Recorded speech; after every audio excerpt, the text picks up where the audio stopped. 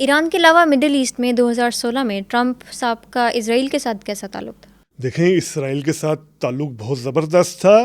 خود امریکہ کے پولیٹیشینز اس بات پر متفق نہیں تھے کہ یروشلم کو مانا جائے اسرائیل کا کیپٹل، کیونکہ یروشلم ہم جانتے ہیں کہ اس میں مسلمان اور ریلیجس ایشوز ہیں، متنازع کافی زیادہ وہ علاقہ ہے. ٹرمپ نے کیا اعلان کیا کہ جو یروشلم ہے یہ ہم مانتے ہیں اسرائیل کا کیپٹل، اور انہوں نے اپنا جو امریکی سفارت خانہ ہے وہ تل ابیب سے اٹھا کر یروشلم لے گئے. اس سے عرب ورلڈ کے اندر ریڈیکلائزیشن ہوئی. اس سے جو فلسطین کے اندر ریڈیکلائز حماس جیسے گروپس ہیں یا جو باقی عرب ورلڈ کے اندر جو ملیٹنٹس ہیں ان کو مزید جو ہے وہ ایک لحاظ سے سپورٹ ملی، تقویت ملی کہ یہ دیکھو ٹرمپ کھل کر ساتھ دے رہا ہے اسرائیل کا، کھل کر جو ہے وہ یروشلم سے جگہ کو دارالحکومت مان رہا ہے. یہ بھی ان کا بہت بڑا اور غلط سٹیپ تھا. یاد رکھنا چاہیے کہ اس سے پہلے اوباما کنڈیم کرتے تھے نیتن یاہو کی حکومت کا کہ وہ سیٹلمنٹس نہ بنائے، وہ کنٹرول کرنے کی کوشش کرتے تھے ایک حد تک، اور ٹرمپ نے آ کر بالکل کھلی چھوٹ دی نیتن یاہو کو. کھلی چھوٹ دینے کے ساتھ ساتھ یروشلم کو ماننا یہ بھی بہت بڑی غلطی تھی. لیکن یہاں میں ایک بات بتاتا چلوں کہ ٹرمپ صرف اسرائیل نہیں بلکہ عرب ممالک کے اندر جو امریکہ کی پراکسیز یا پرو امریکن کنٹریز رہے ہیں جہاں خاص طور پر رائل سسٹمز ہیں، سعودی عرب اس کی ایک مثال ہے. ٹرمپ کا ان کے ساتھ بھی بہت زبردست تعلق رہا ہے.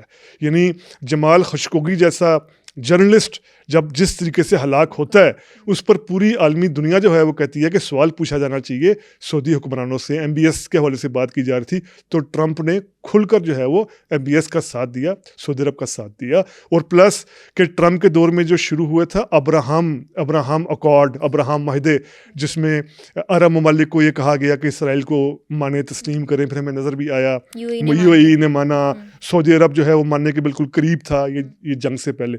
تو ٹرمپ جو ہے وہ اپنے مفادات کے لیے یعنی عرب کے ساتھ بھی اسرائیل کے ساتھ بھی بالکل جو ان کا مفاد ہے اس کے تحت چل رہے تھے. سر ٹرمپ کی اگر ہم خارجہ پالیسی کی ہی بات کر لیں اور اب پاکستان پہ آ جائیں تو 2016 کا امریکہ اور 2016 کا ٹرمپ پاکستان کے لیے کیسا تھا؟ دیکھیے، پاکستان کے حوالے سے امریکہ نے صرف دیکھنا ہوتا ہے کہ پاکستان اس ٹائم اس کی ضرورت ہے یا نہیں ہے. خاص طور پر اگر ہم دیکھیں شروع سے ہی افغانستان میں امریکہ کیا چاہ رہا ہے اس والے سے پاکستان ضرورت ہے یا نہیں ہے. یہ پورا امریکہ کی اور پاکستان کی ریلیشن شپ کی ہسٹری میں ہمیں پتہ چلتا ہے. 2007 کا جس طریقے سے امریکہ نے معاہدہ کروایا پیپلز پارٹی اور مشرف کے درمیان، کونڈیلا رائس جو اس وقت کے امریکی صدر بش کی سیکرٹری آف اسٹیٹ تھی، انہوں نے اپنی کتاب میں لکھا ہے نو ہائر آنر میں یہ باتیں لکھی ہیں کہ ہم نے مشرف کا اور بے نظیر کا معاہدہ کرانے کی کوشش کی کیونکہ افغانستان میں ہمیں ضرورت تھی کارروائی کی، طالبان کے خلاف، ملیٹنٹس کے خلاف ہم نے معاہدہ کروایا. کبھی بھی امریکہ پاکستان کو کسی بھی اینگل سے دیکھتا ہے. امریکہ کی ایک بڑی دلچسپ بات ہے، ٹرمپ کے علاوہ ٹرمپ نے یہ کام نہیں کیا. امریکہ میں جب بھی کوئی صدر ریٹائر ہوتا ہے نا وہ اس کے بعد کتاب لکھتا ہے اور اس کتاب میں بڑے کئی ایسے سیکرٹس بیان کر دیتا ہے کہ یار ایسے تھا، اصل میں بات یہ تھی تو ہو یہ رہا تھا. جس طرح اوباما نے لکھی ہے پرومس لینڈ، کلنٹن نے لکھی ہے، جارج بش جیسے بندے نے لکھی ہے. ٹرمپ کی طرف سے خیر ابھی نہیں اس طرح ہی.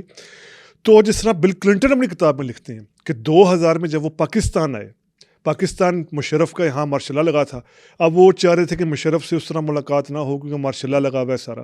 لیکن اپنی کتاب میں وہ لکھتے ہیں کہ مجھے پاکستان اس لیے جانا پڑا انڈیا کے دورے کے بعد کہ ایک تو میں نواز شریف کے حوالے سے بات کروں مشرف سے کہ ان کو ایگزیکیوٹ نہ کرے، اور دوسرا افغانستان میں القاعدہ کے خلاف جو ہم کاروائیاں کرنا چاہتے ہیں اس میں پاکستان ہمارا ساتھ دے. تو آپ کو مثالیں دے رہا ہوں کہ امریکہ ان انٹرسٹ کے ساتھ دیکھتا ہے. اب ٹرمپ کے دور کو ہم دیکھیں، 2 فیزز تھے اس میں. اگر آپ ٹرمپ کے شروع کے دور کی 2017-18 کی ٹویٹس نکالیں گی نا، کیونکہ ٹرمپ اپنی خارجہ پالیسی بھی ٹویٹس کے ذریعے چلاتے تھے، جو ان کے 25,000 سے زیادہ ٹویٹس ریکارڈڈ ہیں ایز اے پریزیڈنٹ جن میں فارن پالیسی کو انہوں نے ایڈریس کیا. میرے خیال ہے ایک لوتے پریزیڈنٹ ہے جو جی بالکل. اب یہ پاکستان کے خلاف بھی ان کی ٹویٹس ہمیں نظر آتی ہیں کہ یہ ٹیررزم کو سپورٹ کر رہا ہے. $300 ملین کٹ کیا ٹرمپ نے، $300 ملین. میں ان کے شروع کے دور کی 2017-18 کی بات کر رہا ہوں. 19 کی جب عمران خان کے ساتھ مشہور زمانہ ملاقات ان کی ہوئی اور سارا، اس کے بعد ٹرمپ تھوڑا سا ان کا فلیکسیبل ہوا. اب یہ فلیکسیبلٹی کیوں ہوئی؟ یہاں کے لوگ سمجھتے ہیں جی عمران کے ساتھ تعلق بن گیا، عمران تصویریں کھنچانا شروع ہو گئی، ٹرمپ کی بیوی دیکھو عمران کو وائٹ ہاؤس دکھا رہی ہے. اور تب ٹرمپ افغانستان سے اپنی فوجیں باہر نکالنا چاہ رہا تھا اور ٹرمپ کو پاکستان کی ضرورت تھی.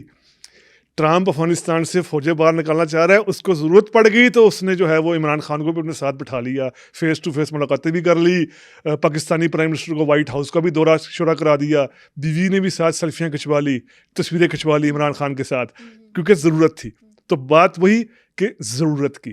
آپ اس ٹائم اس وقت اگر ہم بات کریں, فی الحال ظاہری بات ہے اس ریجن اس علاقے میں امریکہ کو پاکستان کی اس طرح کی ضرورت نہیں ہے. جو میں نے آپ کو 2-3 مثالیں دی, جارج بش کے دور کی, کلنٹن کے دور کی, یا ٹرمپ کے اپنے ہی دور کی, پہلے دور حکومت کی افغانستان, اب اس طرح ضرورت نہیں ہے. تو اس وجہ سے ابھی اس کا کوئی مفاد نہیں ہے ٹرمپ کا پاکستان کے ساتھ.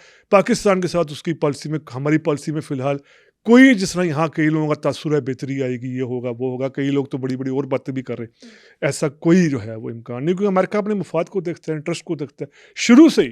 یہ آپ کی بات نہیں, شروع سے ہی جو ہے وہ صدر کولڈ وار کے دور میں تو دیکھتے ہی دیکھتا تھا.